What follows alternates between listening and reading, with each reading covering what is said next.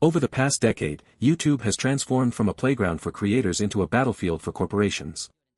And somewhere along that journey, one man saw it all coming, but no one believed him.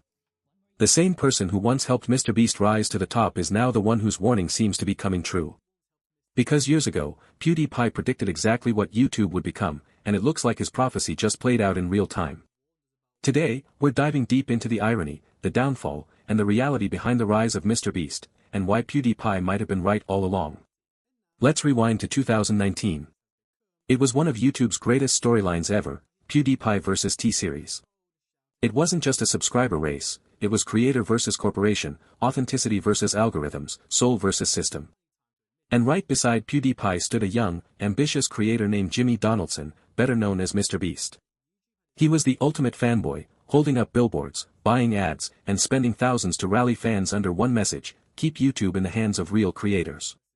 It was an era of pure energy. PewDiePie was the king, MrBeast was his loyal knight, and T-Series was the faceless empire pumping out videos by the dozen. The community loved it. YouTube felt alive. But somewhere along the way, something changed. MrBeast didn't just beat T-Series in numbers, he became T-Series in spirit. Mass production. Endless funding. A full corporate machine of editors, writers, brand managers, and executives. Every frame, every thumbnail, every second engineered for perfection. What used to feel like a creator's world slowly turned into Hollywood 2.0. And PewDiePie's old warning, that YouTube was becoming corporate and soulless, suddenly didn't sound nostalgic anymore. It sounded prophetic. PewDiePie's era was chaotic, random, and beautifully human. He could scream at barrels, play weird games, or react to memes, and millions would still tune in. It wasn't about creating the perfect video. It was about being yourself. Then came the MrBeast era, cinematic, optimized, flawless. The personality faded, and the product took over. It wasn't YouTube anymore. It was a formula. MrBeast didn't destroy YouTube, he industrialized it. The algorithm started rewarding who could spend the most, not who could create the best. And as production budgets skyrocketed, the "you" in YouTube began to disappear. Even MrBeast himself once said, as long as you're innovating, adapting, and reinvesting, just keep going. But that mindset, constant reinvestment, constant growth, is what trapped him in a cycle of never-ending escalation. Each video has to be bigger, louder, more extreme than the last. Because now, YouTube is a machine that feeds only on scale.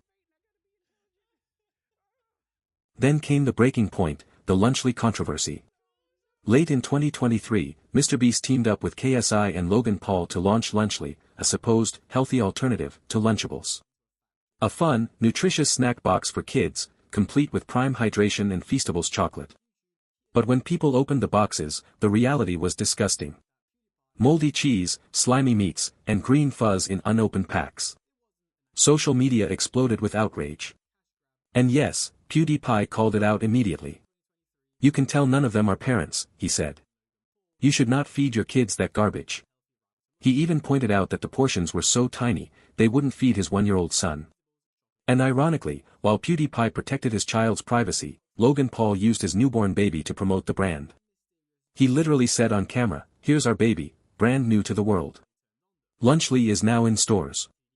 Even during childbirth, he was promoting Prime and Lunchly. That moment went viral for all the wrong reasons. Because to many, it showed exactly what PewDiePie had warned about, creators turning every personal moment, even family, into marketing. And when the backlash hit, KSI and Logan Paul didn't take responsibility. Instead, they mocked their critics.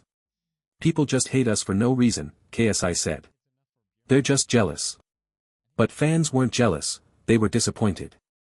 Instead of addressing real health concerns, they flaunted profits, bragging about hundreds of millions in sales as if money made it all okay.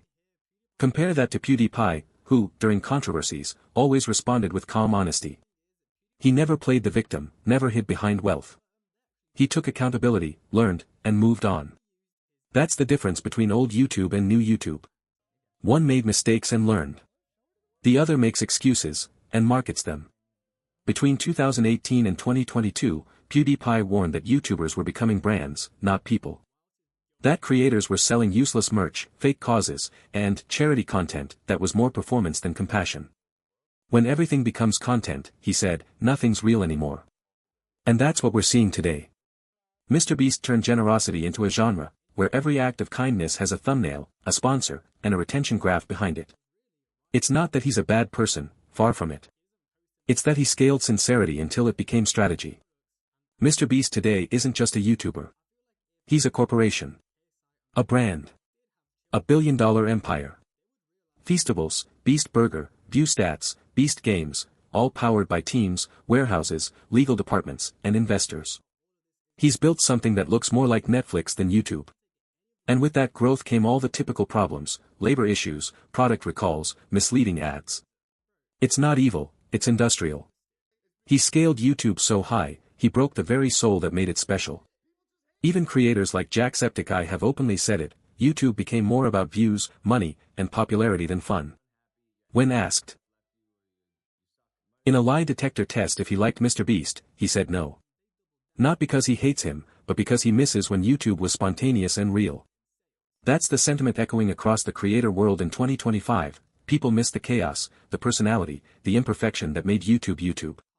Meanwhile, PewDiePie has gone quiet. Living peacefully in Japan with his wife and child, rarely posting, rarely tweeting.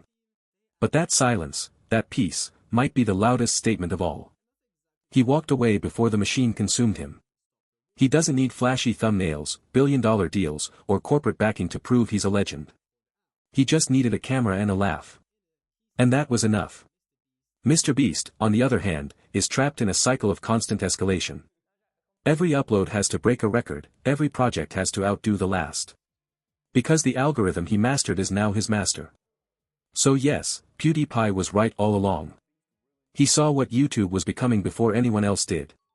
And today, his words feel less like criticism and more like a warning for every creator who's still chasing the dream. Has YouTube truly lost its soul, or is this just evolution? Let me know what you think in the comments. Thanks for watching, stay curious, stay human, and I'll see you in the next story.